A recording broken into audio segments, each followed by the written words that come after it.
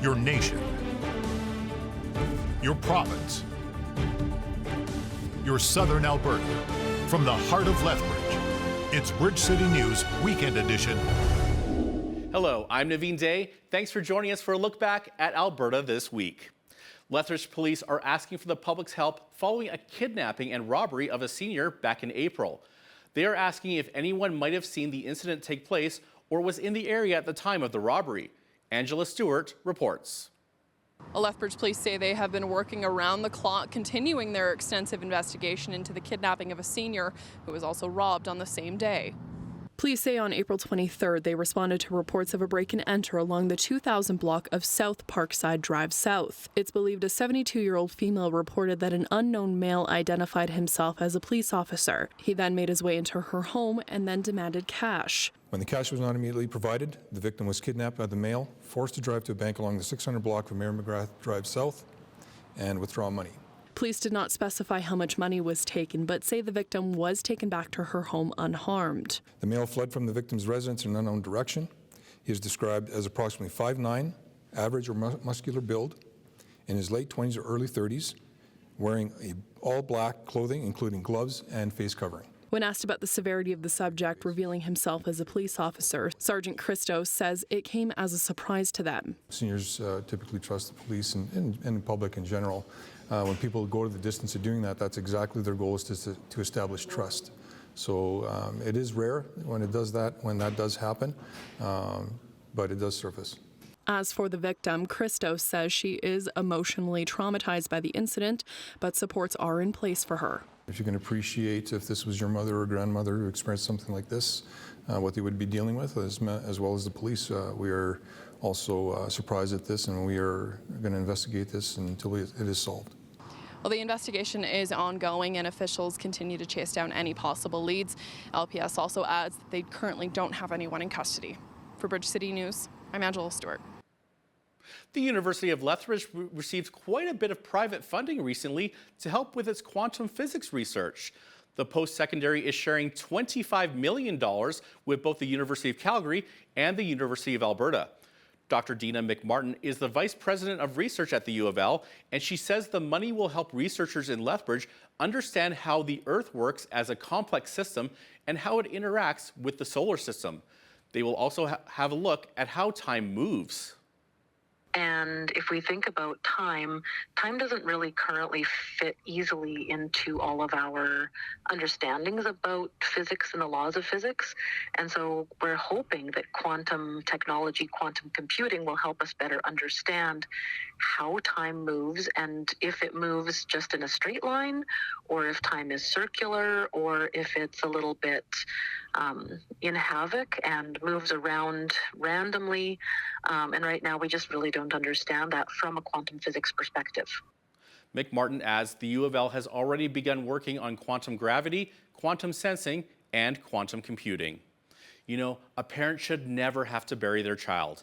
Sadly, that's what one Lethbridge family had to do late last year. The Olson family was at Lethbridge Family Services on Thursday morning as gifts were brought to the organization for families in need in honor and remembrance of baby Annie.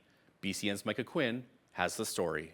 Becca Olson wiped away tears as she recounted the horrific tragedy of losing her late daughter Annie. She departed our world after being in it for only 3.5 months. They were able to get her into Calgary to do an autopsy. And just so many tender mercies and God's miracles. They were able to get her back into Lethbridge the very next day. She passed away on a Thursday. There was nothing wrong organically. She was perfect.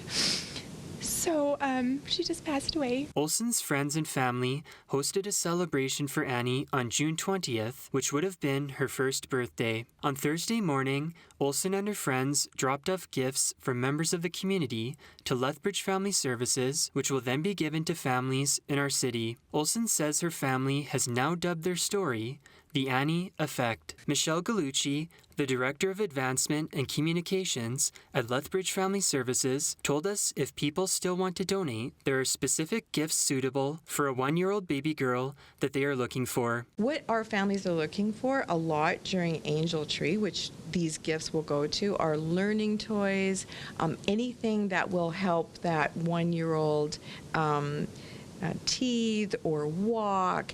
Diapers are expensive and always a great thing. Super healthy snacks, and of course stuffies and just general toys. So that's what we're looking for. After the break, an Edmonton police officer returns to work after being suspended without pay for supporting freedom activists.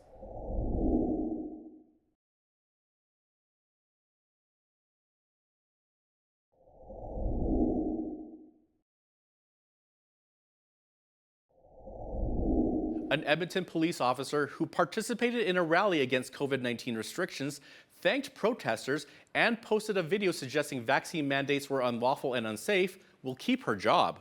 A disciplinary hearing for Edmonton Police Service Constable Alina Golasheva wrapped up on Wednesday. She was relieved of duty without pay for taking part in the protests early last year that blocked the U.S. border crossing in Coutts, Alberta for more than 2 weeks. A police spokesperson said on Thursday that instead of being fired, Golasheva will now return to active duty following her involvement in a reintegration hearing.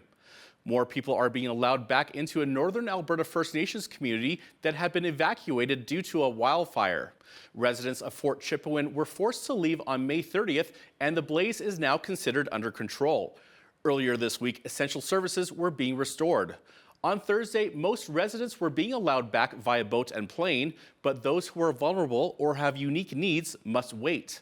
An evacuation order remains in effect, however, for Little River Cree Nation and Fox Lake. There are still close to 3,700 people who have been evacuated from their homes in our province. Just over $33 million has been sent to support evacuees, with close to 26,000 applications being processed. On Friday, there were 79 active wildfires burning across the province, 41 of which are under control, 10 out of control, and 28 are being held. We are just days away from Canada Day, when the Trudeau government's second carbon tax will kick in. Alberta Premier Danielle Smith says her government will do its part to help Albertans continue to get a break at the pumps. The province announced that the provincial fuel tax will be paused until the end of December. Officials say Albertans will save 13 cents per litre every time they fill up until the end of the year. This translates to an Alberta family saving between $6 and $18 each time their vehicle is filled up. Pausing the full fuel tax on gasoline and diesel for the rest of the calendar year will put hundreds of millions of dollars back into the pockets of Albertans. But lower gas prices don't just leave more money in your pockets every time you fill up, so that you and your families can save more of your hard-earned money. It also means lower cost to deliver services and supplies that Albertans need to live. Whether it's groceries, baby formula, or laundry detergent, lower fuel costs means shipping products to stores costs less, meaning that you'll be paying less for the things your family needs at the checkout. A group of licensed practical nurses in our province, including right here in southern Alberta, are seeking reclassification for their work titles. They want to be known as direct nursing care workers instead of auxiliary nursing care staff. BCN's Micah Quinn chatted with members of LPNs for Change, who say they were surprised by recent comments from the Alberta Union of Provincial Employees, saying the application is bound to fail. With AUP's comment, it just actually lit a fire under us. The group LPNs for Change submitted an application to the Alberta Labour Relations Board requesting to transfer LPNs from the Auxiliary Nursing Care Bargaining Unit to the Direct Nursing Care Unit. AHS, Covenant Health remain neutral. Health Science Association also remain neutral. AUPE, CUPE, and United Steelworkers, they are against. The Alberta Union of Provincial Employees and the United Steelworkers Union put in a request for the group to submit a response to the dismissal by Monday. Staff from the organization said they have garnered additional support from LPNs within Alberta who have rallied to their cause. Just before I came on this interview, I was just copying the 854th name over to the list, and that's in a week. Staff from LPNs for Change say reclassification is more about respect and acknowledging the hard work that LPNs put in, rather than people thinking they are just trying to receive a pay bump. Members of the group highlighted the main differences between auxiliary nursing care and direct nursing care. We assess our patients, we give them medication, we dressing change, we do a whole bunch of things that nurses do, like giving blood, giving injections and whatnot, and then we see how that works. Whereas auxiliary nursing, like I said earlier, is just helping nurses. So they would help nurses to help people feed the food, change the clothes, toilet them, walk them around to make sure that they have an ample amount of exercise. That is what they need in part of their care plan. I always tell them, you're the heart and soul of this place. You know those residents better than anybody. Their job is that is their job, to know them. Bridge City News reached out to AUPE for comment on the story, but we have yet to hear back. For Bridge City News, I'm Micah Quinn. Coming up after the break, was Alberta's premier censored by Facebook?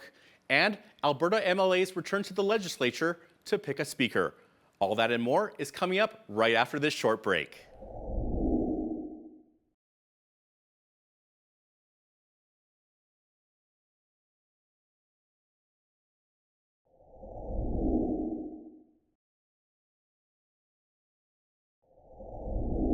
Alberta MLAs returned to the legislature this week to pick a speaker, and the winner was Nathan Cooper once again.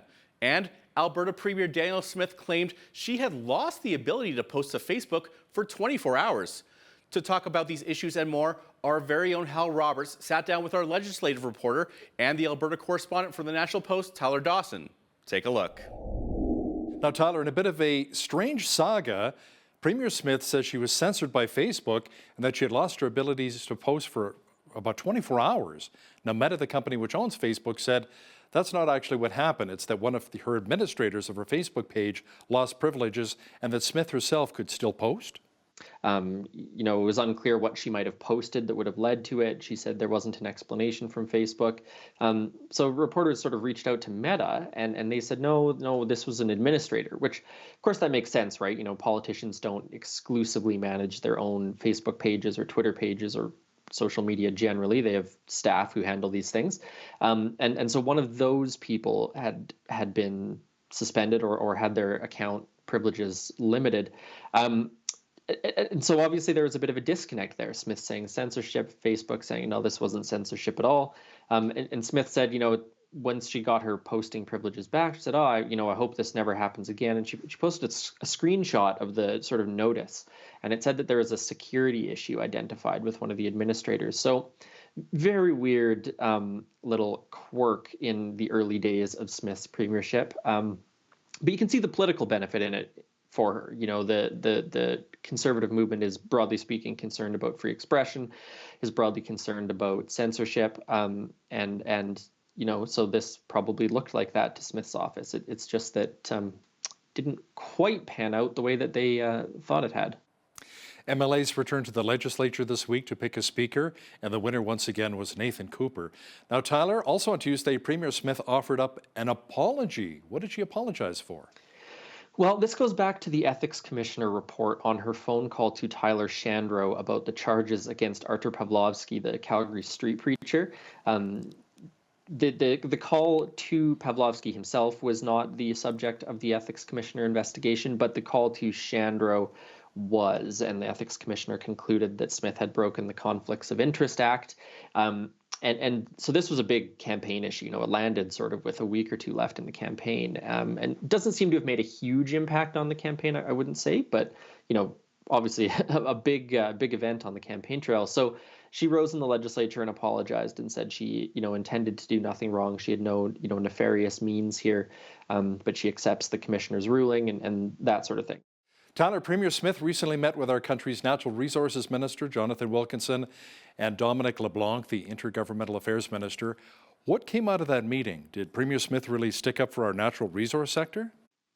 It sounds like it. The point of disagreement between the two governments is basically the net zero electricity grid plan by 2035, I think, and the cap on reduction, I should say, on oil and gas sector emissions of 40%, I believe, and the Alberta government's net zero by 2050 plan. So these align, broadly speaking, with some of the goals the federal government has, but there's definitely some differences on how to get there, whether there's going to be benchmark targets. The natural gas and the electricity grid thing is a huge sticking point for the Alberta government.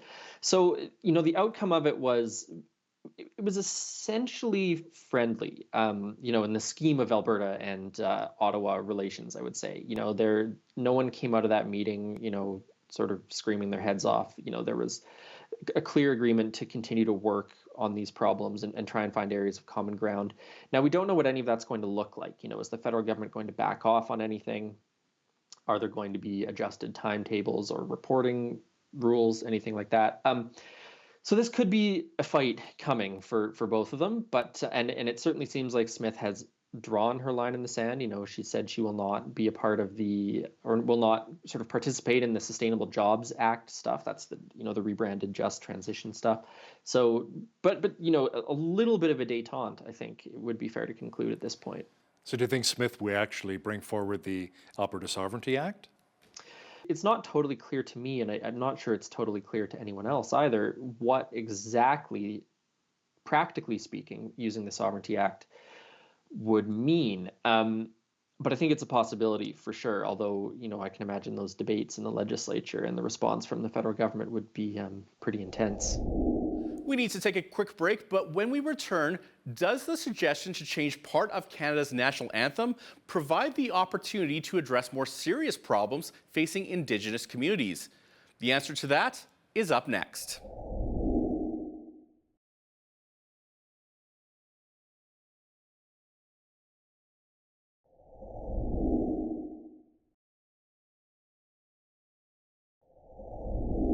Canada just observed National Indigenous Peoples Day on Wednesday, which is part of June being National Indigenous History Month. It's a chance to highlight and really dig into the issues facing the Indigenous people of our country. For instance, does the suggestion to change part of Canada's national anthem provide the opportunity to address more serious problems facing Indigenous communities? It might seem that this one idea to change a word in our national anthem is the opportunity to set a table for discussion and to help shed some light on what should take priority. Southern Alberta resident Cheyenne McGuinness is a social media influencer, an entrepreneur, and owner of Indig Busyness. She joined Jeanette Roche to share her perspective on where the conversation needs to start. Have a look. Tell me what it means to you that the country has designated this time to think about and focus on the issues, or is it just an empty gesture in your eyes? What do you think? I think it's a nice gesture, I guess you could say, but it can feel a little empty to some of us, especially us activists who are working towards bigger goals with the Canadian government, and just really looking at social goals of Indigenous peoples is really important during this month, and highlighting some of those in the way of awareness, just kind of looking at what we can do in the future as well as the present to change the past. And I think that that's really important, to look to the past a lot during this month and see what can be done differently. So interesting. Okay, so I opened up by mentioning the anthem. So recently, the Mississauga, Ontario mayor, she tabled a motion to ask the federal government to officially change the lyrics of the Canadian national anthem. So the proposal came forward to change the words from our home and native land to our home on native land. So what's your opinion of this? Well, I think that that's also a good gesture, but it's a little bit empty in terms of that there is other issues, especially with my business. We really look at business and reconciliation. And in the past little while, there have been deals signed that haven't really gone towards that place of reconciliation. They're still trying to push pipelines through. They're still trying to do mining and resource extraction on native lands, as well as burying nuclear waste in Treaty 3 territory. That was something that came up over the past year. And there was coal mining even brought forward in Treaty 7 territory, where I live and have been born into the Treaty 7 territory and their people. So I think it's really interesting that we have these kind of gestures, but there's no real action sometimes from the Canadian government. It just kind of feels like we say things and they're not taken to heart, because again, I was at that mining and minerals discussion in 2018 and felt like my voice wasn't heard in all of that, specifically speaking to the extraction of our resources from native lands, and just that the profit doesn't always necessarily stay in Canada or go to Canadians. So I think that that's really something I like to focus on more, is the bigger picture of where we're standing in terms of society and economy and the global economy as well. Okay, so when we hear about change, then to better honor Indigenous people in Canada, where would you suggest that the change begin? I think it starts with that awareness of the issues we face, as well as just the uneven playing field that has been given to us as Indigenous peoples in this society. And, you know, we want to start looking at wealth generation and just kind of like generational wealth as well is really important to me as an Indigenous woman, is to create that base for my future and my future legacy, and what it means to really be an ancestor today, so that your future children and future grandchildren will have a better future than you even had today. Coming up after the break, when we hear about pollution across the world, where does Canada's output stand in perspective with other nations? The founder of a movement that encourages Canadians to support the natural resource sectors of our nation shares his thoughts. He gives insights on how our oil and gas sector will continue to thrive in a country that mandates electric vehicle sales. That interview with Cody Battershill of Canada Action is coming right up.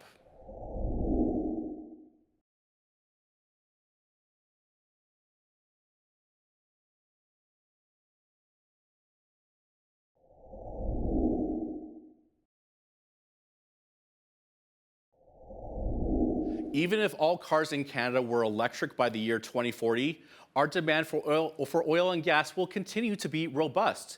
That is according to Cody Battershill, the founder of Canada Action. They are a volunteer-led grassroots movement encouraging Canadians to take action in support of the natural resource sectors of our nation. He explains why the outlook is positive for the oil and gas sector in this interview with Jeanette Rocher.